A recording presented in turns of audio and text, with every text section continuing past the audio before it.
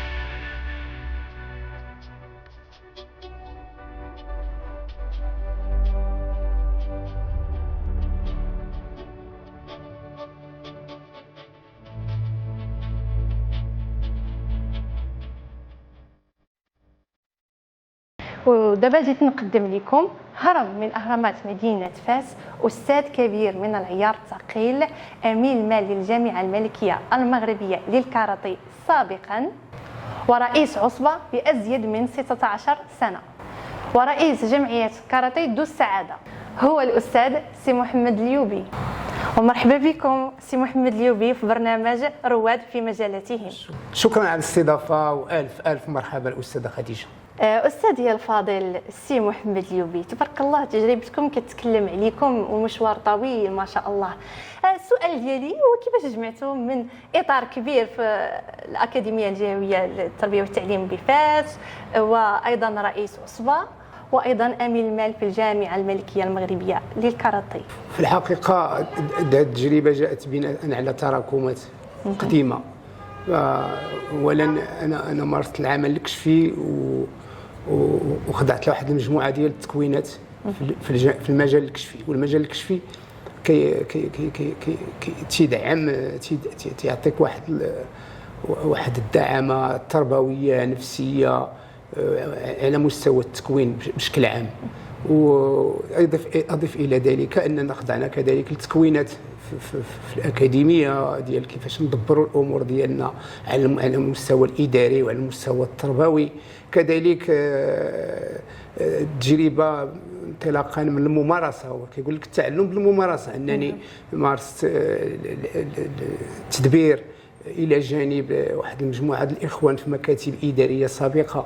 فكنت كاتب العام ديال العصبة في عهد السي بناني الله يذكره بخير، الأستاذ ديالي.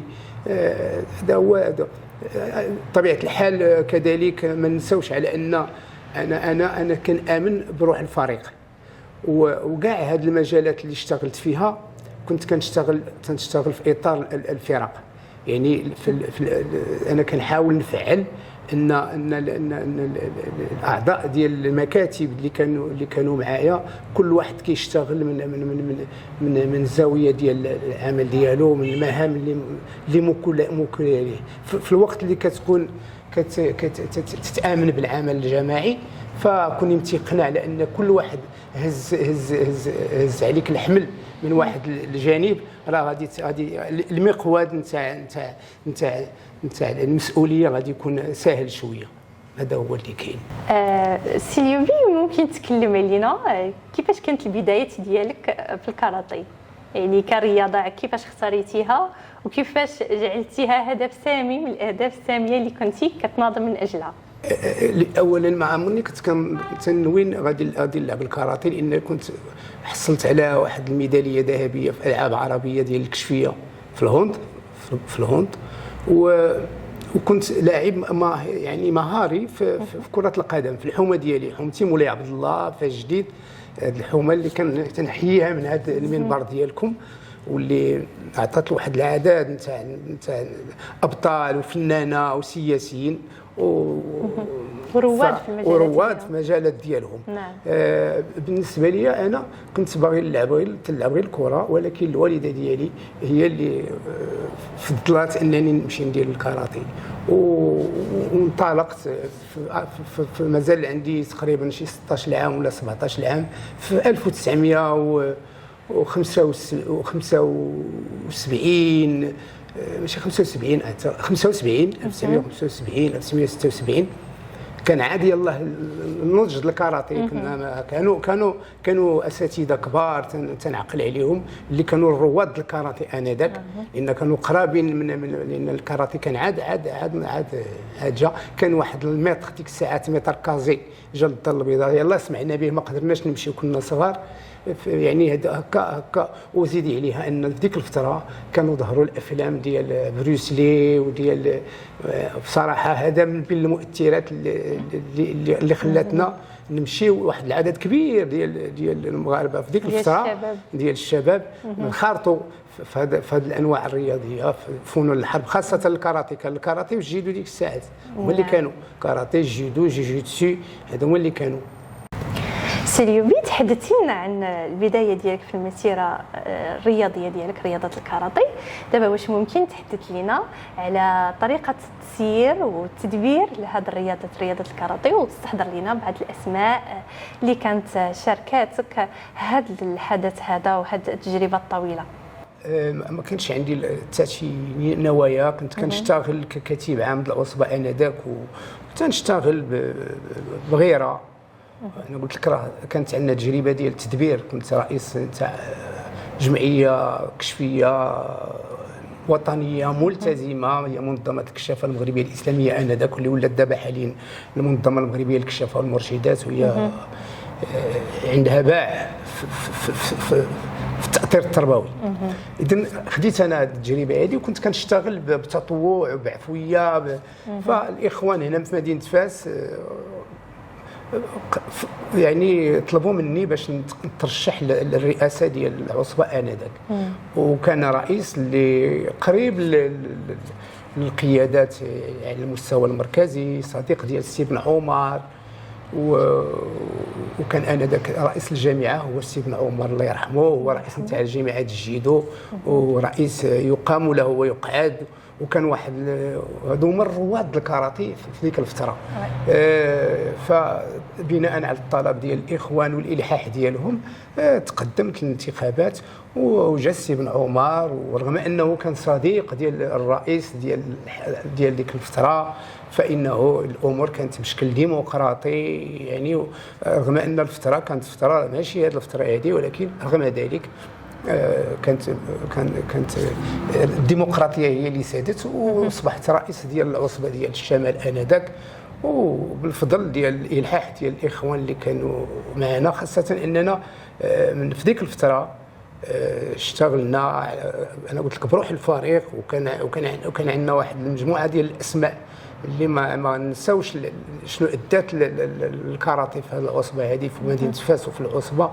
منهم السي الياقوتي اللي كان كاتب عام العصبه، السي داود اللي كيرجع له الفضل الكبير في المساهمه في التاطير خاصه في مجال التحكيم. كان السي الزريفي، كان السي السقاط، السي بالمليح، سواء السي خالد او السي محمد. كان كذلك فيما بعد السي الزحنوني. كان واحد المجموعه ديال الاخوان اللي كانوا كيساهموا باستماته في التاطير ديال في ديك هذه الفتره هذه، باش اللي ما ذكرتش بعض الاسماء لان ما كانتش في هذه المرحله هذه. كنهضر لك اللي كانوا في هذه المرحله هذه، وكان بالفضل ديالهم كان اقلاع كبير للكاراتي في هذه المدينه هذه. وكان واحد الاقلاع اللي لحد الان راه مازال ما نزلش الحمد لله، لان عبدنا الطريق الخلف ديالنا. حقيقه بقينا واحد المده طويله وانا رئيس على العصبه، ولكن يعني بالالحاح والطلب ديال الاخوان، وكنا واحد الفريق منسجم، مكتب منسجم. بطبيعه الحال راه دائما كتكون شي معارضات عاديه، مساله عاديه. راه الا ما كانش المعارضه راه ما كتشتغلش. راه من الاحسن يكون شي واحد اللي ساعه تيحكك باش تنوض تخدم. والحمد لله وصلنا لواحد المراتب عليا على المستوى الوطني في الوقت اللي كان الكاراتي في المدينه مغبون. علما ان كانوا عندنا عميده ديال الكاراتي اليبوك، كان عندنا السي بناني، السي سلام، والسي الشبيهي. السي سلام الله يرحمه، السي الشبيهي الله يطول عمره، والسي بناني كذلك اللي كان، رغم انه كان من بعد هذه في الفتره اللي كان غير كاراتي، كانت جامعه وحده. وكان اما انا بديت في الفتره اللي كان فيها الجامعه ما كاينش الكاراتي، ما كاينش جامعه الكاراتي، كانت اللجنه الوطنيه للكاراتي، وكانت تابعه للجامعه الملكيه المغربيه للجيدو والجوجيتسو والكاراتي وفنون الحرب وشبوها. كان هذه ما كانتش جامعه في ديك الساعات. من بعد غادي توقع واحد الفوضى في مجال الكاراتي، غادي تكون هذه اللجنه الوطنيه التابعه للجامعه ديال الكاراتي، وغادي تاسس واحد الجامعه في الرباط كان فيها السي بن سالم، السي الدقاقي، السي الحلو، واحد المجموعه. وكان كذلك مع السي الشبيهي، السي سلام، واحد المجموعه الاسماء ما يمكنش نستحضرها كامله. ونظرا لهذه الفوضى اللي كانت في ديك الفتره، لدرجه انهم واحد الوقت مشاو بجوج ديال الفرق وطنيين، الجامعه الجيدو مع اللجنه الوطنيه دايرين فريق وطني، والجامعه الكاراتي حتى هي دايره فريق وطني. وكنا ولكن التدخل ديال الوزاره واللجنه الاولمبيه حسمات وحدت هذه الجامعات، لان كانوا ولاو ثلاثه الجامعات، الجامعه الملكيه المغربيه للجيدو وعندها الكاراتي كلجنه وطنيه، كان كيرأس هذيك الساعات السي مصطفى الرضاوي اللي ما تنعطيوش حقه دابا. كان في هذه اللجنه راه كان فيها كان كيرأسها احد يعني اهرامات الكاراتي على ليبوك، وكان تيشتغل به حزم السي مصطفى الرضاوي، كان السي المهور، السي الكاميني، السي معراقي، السي الربعاوي، جواهر. وعطات في هذه المرحله هذه راه كانوا اسماء وزينه، طلحه، وكانوا حصلوا على الالقاب. كنا حصلنا على بطولة العالم النسوية من خلال ملكة السيد، كانت عندنا بطلة كبيرة خديجة البستاني. كان واحد المجموعة ديال كان زخم عارم من أبطال ومن الفعاليات في هذه المرحلة هذه. شوقتينا بزاف سي بيبي، ميت طرقتي لنا على المسار ديالك في تسيير الرياضات الكاراتي هنا في مدينه فاس وفي المغرب. واش يمكن لك تكلم لنا اكثر؟ واش كان عندك دخل في تاسيس الجامعه الملكيه المغربيه للكاراتي؟ في الحقيقه الكاراتي بدا مع رواد اللي هما اساتذه ديالنا. هذه مساله لا يختلف فيها اثنين. احنا غير تلاميذ صغار مقارنه معهم. كاين اسماء وازنه ساهمت في تاسيس الكاراتي. كاين التجاري هو المؤسس او الخليه الاولى اللي عطات واحد المجموعه ديال التلاميذ اللي فيهم الكاميلي، المهور، المعراقي، الله يطول عمرهم، خاصه واحد النخبه اللي كانت غير في الدار البيضاء، وهي اللي كانت اعطت النواه الاولى ديال الكاراتي الوطني. من بعد غادي تشكل لجنه تابعه لجامعه الجيدو، وتبع للجيدو، وغيكون الرئيس ديالهم هو بن عمر، والكاتب العام هو بوبكر بن بده، اللي كنعتبروا انا من بين احسن الكتاب العامين اللي عرفتهم الجامعات الملكيه المغربيه للرياضات. واحد الرجل اللي كفاءه كبيره، خاصة ان ما كان عندنا لا اورديناتور لا حتى شي حاجه، كان داك الشيء بسيط. ورغم ذلك فالرجل كان الملفات ديال مجموعه ديال الرياضات كان يوثقها وبدقه. لا هو ولا واحد الكاتبه كانت تما فاطمه اعتقد في ديك الفتره. كانت اللجنه الوطنيه كما سبق الاشاره تيرأسها سي مصطفى الرضاوي. وهذه المرحله هي المرحله الاولى ديال الكاراتي. من بعد غادي نظرا للظهور شي وحدين بغاو يستقلوا على الكاراتي، الجيدو يستقل على الكاراتي، بدات واحد بحال فوضى رياضيه، ولا داك الشيء ما مقبولش. كان خاصها شي تدخل سريع وصارم. اذا تدخلات الوزاره واللجنه الاولمبيه واسست ما سماته بالجامعه الملكيه المغربيه للكاراتي، توحدوا فيها. وفي هذه المرحله تقدموا ثلاثه ديال الناس. تقدم بن عمر الله يوليه برحمه الله، وتقدم السي الشبيهي من فاس، وتقدم مستظرف من مراكش، وكيفوز. ولكن ولينا بحال مازال عندنا في المخيله ديالنا ان الجيدو هو اللي مسيرنا، لان رئيس الجامعه الجيدو هو رئيس الجامعه الكاراتيه اللي هو بن عمر. في هذه الفتره مرات واحد شويه، ولكن ولينا تنحسوا على اننا حنا الناس الكاراتي خصنا هما اللي يسيروا الكاراتي بشكل عام ودقيق. فتشكلت واحد اللجنه رباعيه فيها حسن البحياوي، المسكاوي عبد العزيز، واحمد حرار، وعبد ربي اليوبي. هذا الرباعي، وكان مدعم من طرف السي محمد مقتبل. وكانت واحد المجموعه ديالو كانت مطالب تنطالبوا بان الكاراتي خصو اعاده النظر، وخصو يسيروه الناس الكاراتي، ما يبقاش تابع للجامعات الجديده. لان واخا خرجنا ولينا درنا ميضله ديال الجامعه الملكيه، ولكن بقينا دائما تابعين للجامعه ديال الجيدو بشكل او باخر. فمن بعد كانت هذه الطفره النوعيه، ودرنا اجتماعات في مدينه فاس.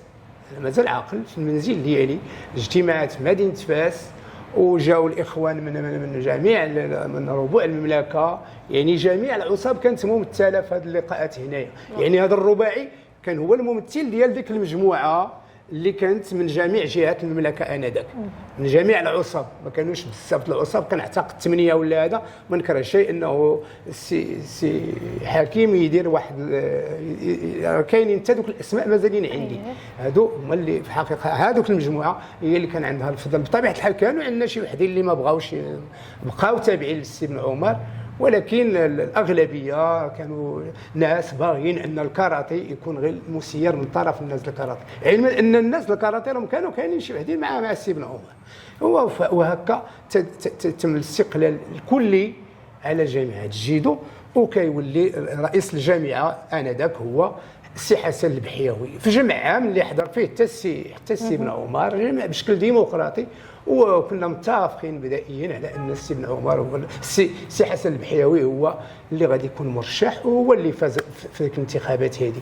وهنا تيعرف الكاراتي المغربي واحد الاقلاع منقطع النظير، باش لا يختلف اثنان في هذه المساله هذه. احنا ما قلناش على ان الناس اللي قبل من هذه المرحله ما خدموش، كانوا كيخدموا، وكان ما كانوش خدامين ما غيكونش الكاراتي كاع وما عطاو الميلاد للكاراتي. السوق واحد المجموعه ديال الرجال الارضيه، وعطاو ابطال، وعطاو اطور، ولكن الاقلاع الحقيقي للكاراتي الوطني بدا مع هذه الفئه هذه، مع هذه المجموعه هذه اللي كان كيأسس السي حسن البحياوي. كان الكاتب العام ديالها السي البوزكراوي، اللي ما غنساوش الفضل ديالو في تدبير باستماته وبتطوعيه في المسار ديال يعني انا ما باغيش نغبن العمل الراجل. فكان من بين احسن الاطر اللي عرفها الكاراتي الوطني.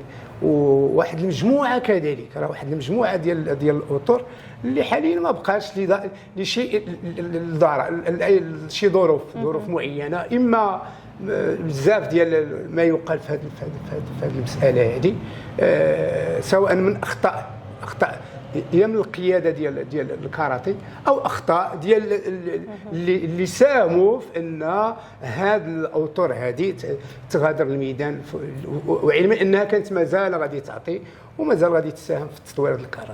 تبارك الله سي ليوبي، الحديث معك شيق ما شاء الله. دابا اكتشفنا المسار ديالك والانطلاقه ديالك في رياضه الكاراتي، ما كرهناش تعاود لينا على المشاكل والصعوبات، واش كاين شي دعم مادي او معنوي في هذا الطريق وهذا المسار الحافل ديالكم؟ اي عمل ضروري باش كيكونوا صعوبات واكراهات، والمدبر المزيان هو اللي كيدير قدامه تدبير الصعوبات. هذه يعني في المشاريع ديالو، في المشروع ديالو، في المخطط ديالو، في الاستراتيجيه ديالو، خصو يدير باللي راه الا كانت شي صعوبات كي غنديروا لها تدبير العراقيل، ما يسمى بتدبير العراقيل او اذا ضروري من الصعوبات. من بين الصعوبات ان راه كاين الناس اللي كانوا ما باغيينش هذه الصحوه هذه، كانوا رافضين هذه الصحوه هذه، هذه الانطلاقه الجديده على يد هذا الفريق الفتي. كنا مازالين صغار، فهمتيني؟ اذا لقينا واحد مجموعه الصعوبات، علما اننا درنا هيكله جديده. كانت عندنا ديك الساعات اعتقد 16 جهه، كانت 16 جهه. اذا كنا مجبرين على انشاء 16 عصبه، وتما ماشي سهله 16 عصبه. كان هذا الفريق مجند واستطاع باش يأسس 16 عصبه في 16 جهه، وطلعوا ناس بشكل ديمقراطي. يعني كان اللي طلعوا كلهم كانوا الناس اللي باغينهم، كل واحد كيهيئ راسو، ما عندنا حتى شي مشكل.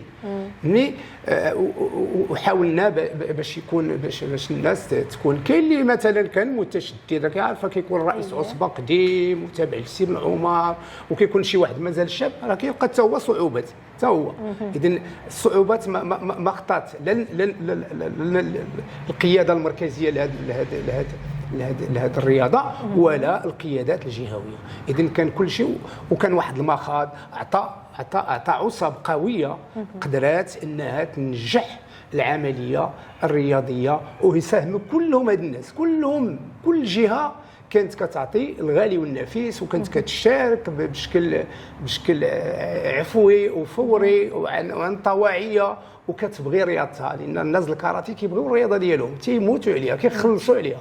انتم شفتوا دابا في هذه الفتره هذه هو ما كاينش الاقبال، ورغم ذلك راه الاستاذ راه في الصيف كيخلص الكري ديالو، كيخلص الواجبات ديالو، ما تيعقلش عليه مول النادي.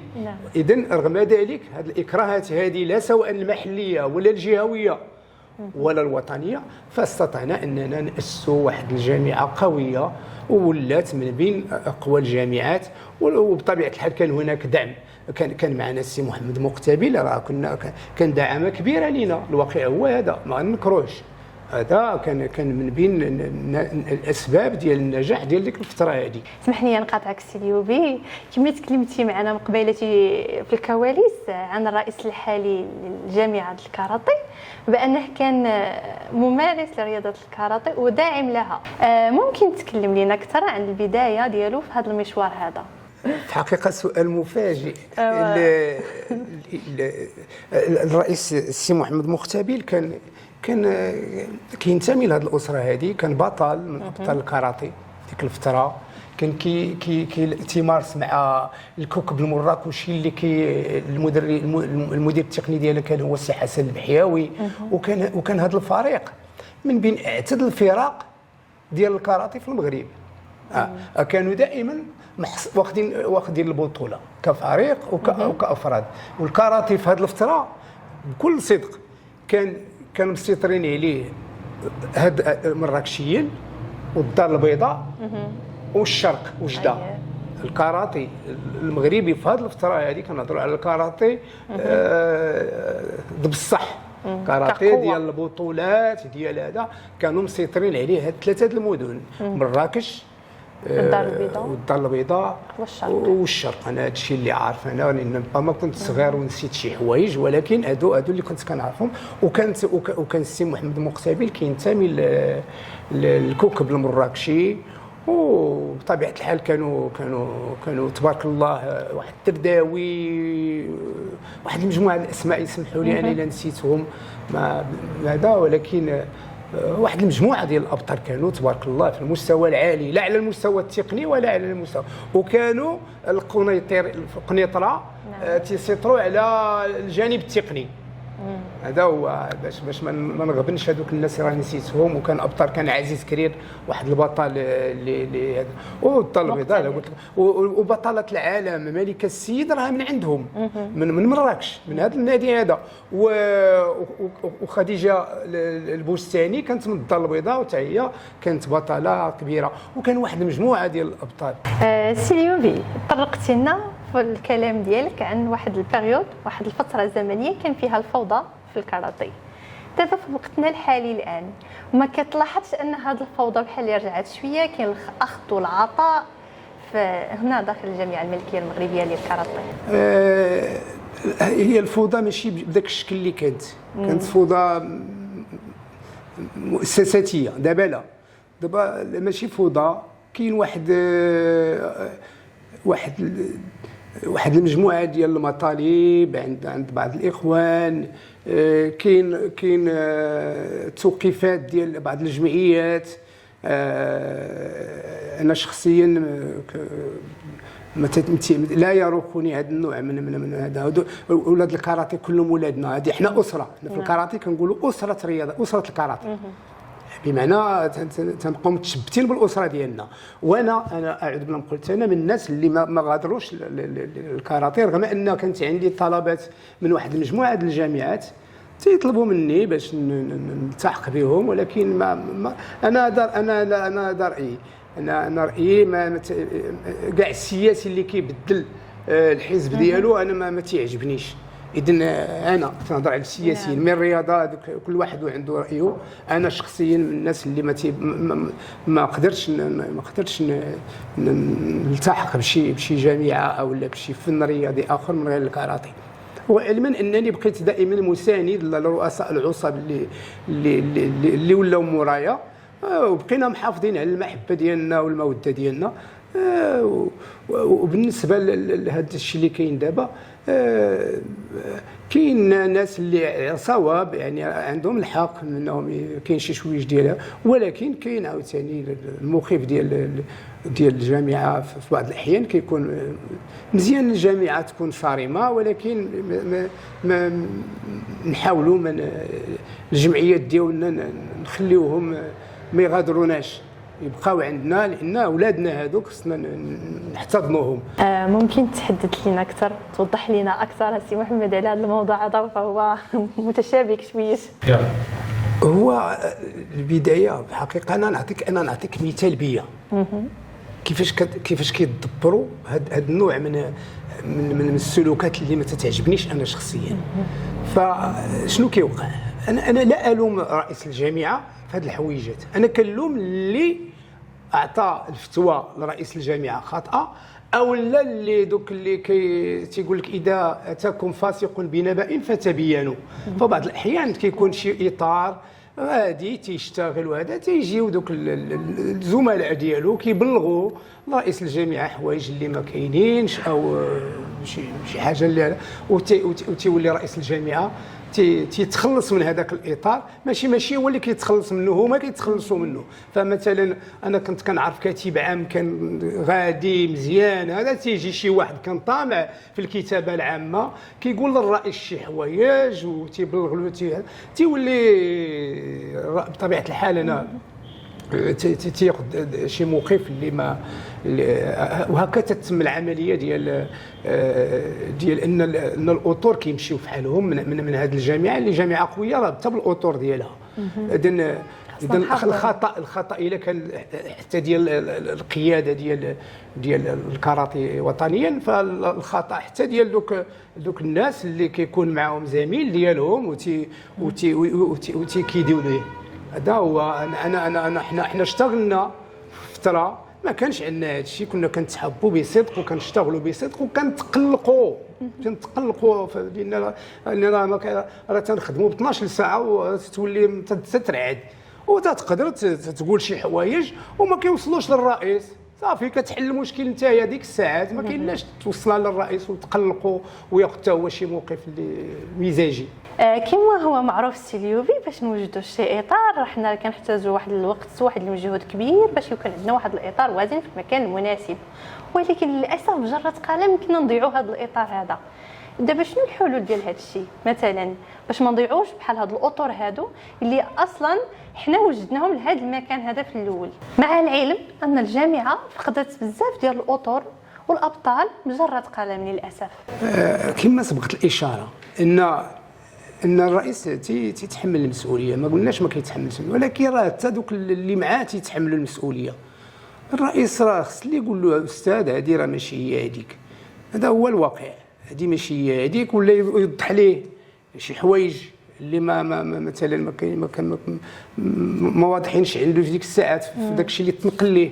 واحد مجموعه الابطال المغرب ضاع فيهم ابطال كبار وتصرفت عليهم ميزانيه، ولكن راه ماشي غير الرئيس اللي كيتحمل المسؤوليه. الرئيس يتحمل المسؤوليه الاولى، ولكن هذوك اللي معاه راه هما اللي قالوا هضروا في ذاك البطل، هما اللي هضروا في ذاك الاطار، راه هما اللي بلغوا حوايج اللي ماشي صحاح، ولا اللي كان ممكن يتحل المشكل. اللي هذا هو. اذا هذا هو اللي وقع حقيقه. راه المغرب ضاع في واحد المجموعه الاطر وواحد المجموعه الابطال، وعندنا نسخ معالم كما سبقت الاشاره للاطر ديال المغرب، وللاسف ما عندناش دابا حتى على وكنا في الفتره ديال انا كنت نائب امين المال على المستوى العربي. كانوا عندنا واحد المجموعه ديال الاخوان على المستوى الدولي في التحكيم. اذا خصنا نزيدوا ماشي نتراجعوا. سيليوبي باش ما نغوصوش في اعماق البحار ديال هذه المشاكل هذه وندخلوا فيها بزاف، يمكن لك تطرق لينا على الحلول وكيفاش نحلوا هذه المشاكل ديالي وتكون حلول آنية الان حنا محتاجينها الان في داخل الجامعه المغربيه للكاراتيه. اعتقد الحلول غادي تكون مشاكل جهويه على ما اعتقد. انا ما بقيتش يعني متبع بشكل عام فهمتي، ولكن علاش وقع هذا الشيء وهذا، علاش وقعوا المشاكل؟ لان انا كنقول لك بنادم يخلي الناس تخدم، ما يبقاش يسمع. دابا تيجي شي واحد كينقل لك واحد شي حوايج وكتولي كتبني عليها المصير ديال سميتو. اما يتشكلوا لجان ويمشيو ويكون تسويه ديال الموضوع. علاش هادو دابا مثلا اللي توقفوا، علاش توقفوا؟ غادي تصيفط الناس اللي بعقلهم ويجلسوا معاهم، ما كاينش الزجر.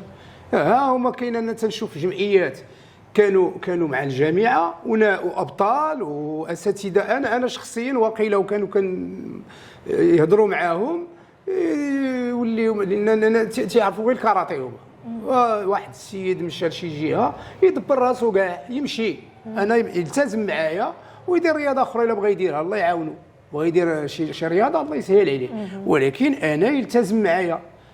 ما غنوقفوش انا حيت مشى لبلاصه اخرى، انا هذا رايي. اذا دوك المسؤولين كانوا يتواصلوا مع هذوك الناس وراهم كيسمعوا. راه يقدر تقول له ودي شنو اللي هربك، علاش وغادي تحل المشكل صافي. رئيس الجامعه ترشح للرئاسه الاتحاد الافريقي، شنو رايك في هذا الترشيح هذا؟ انا في نظري هذا مكسب للمغرب. ان واحد مغربي يترشح، خصنا نساندوه كاملين صافي، مهما كانت المواقف لا ديال اللي معاه ولا اللي ضد، لان لوبجيكتيف هو ان مغربي ترشح لنا لواحد المنصب افريقي، خصنا نساندوه كما بغات تكون الاحوال. وانا شخصيا انا ما نتمنى ليه التوفيق، لان باش يجرنا باش حتى هو عاوتاني ان شاء الله منين يولي رئيس غادي تفتحوا واحد المجموعه ديال المناصب للمغاربه انهم يكونوا حتى هما في مراكز التسيير على المستوى القاري ان شاء الله، علاش لا. اذا انا هذا رايي، يخليو الناس الخلافات جانبا والاختلاف لا يفسدوا للود قضيه. في اختلاف ممكن يكون. ثانيا انا ما تنشوف واحد النسبه اللي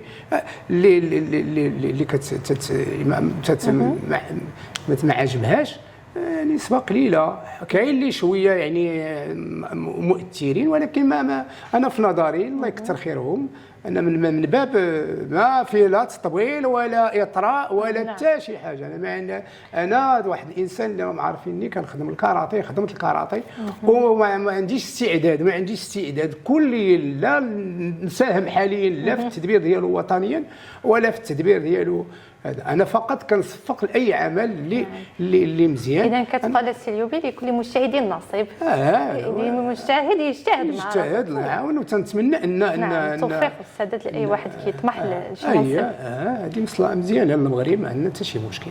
سي ايوبي ما سخيناش فيك، للحديث بقيه، اعطينا كلمه اخيره تحيي بها الجمهور ديالك. تنشكر الاستاذه خديجه على هذه الاستضافه هذه، وحتى انا عشت معكم رجعتوني لواحد الفترات جميله من الحياه ديالي الرياضيه، وذكرتوني بواحد المجموعه ديال الاسماء الله يطول عمرهم. وانا في نظري من هذا المنبر تنتمنى للكاراتي الوطني التقدم والازدهار، وكذلك لجميع الانواع الرياضيه. فالمغرب الحمد لله غادي في واحد المسار مزيان في الرياضه، في جميع الانواع الرياضيه. الرياضات اللي راهم خصهم يفكروا، كاين واحد المجموعه ديال الانواع الرياضيه اللي خصهم يجتهدوا، راهم قتلوا بعض الانواع الرياضيه ما كنعرفوها، ولكن الحمد لله اون جينيرال الرياضه في المغرب يعني غاديه في واحد الاتجاه، في واحد التطور. تنتمنى للاطر ديال الكاراتي النجاح، وتنتمنى للابطال ديالنا الاستمرار في التالق ان شاء الله، وتنتمنى للاسر المغربيه انها تسدي وليداتها، تسجلهم في الانديه سواء الكاراتي، تايكواندو، الفول كونتاكت، بطبيعه الحال حتى الرياضات الاخرين. ولكن انا علاش كنقول هذه الانواع الرياضيه؟ لانها تتربي. كيقول لك خشوشينو فان الحضاره لا تدوم. ايوا نوجدوا وليداتنا يكونوا، لان هذه الرياضه كتنمي الشخصيه، كتقوي البدن، تتخلق التوازن النفسي، الطفل الكبير الصغير. اذا وشكرا جزيلا على الاستضافه. شكرا لكم استاذي الكريم.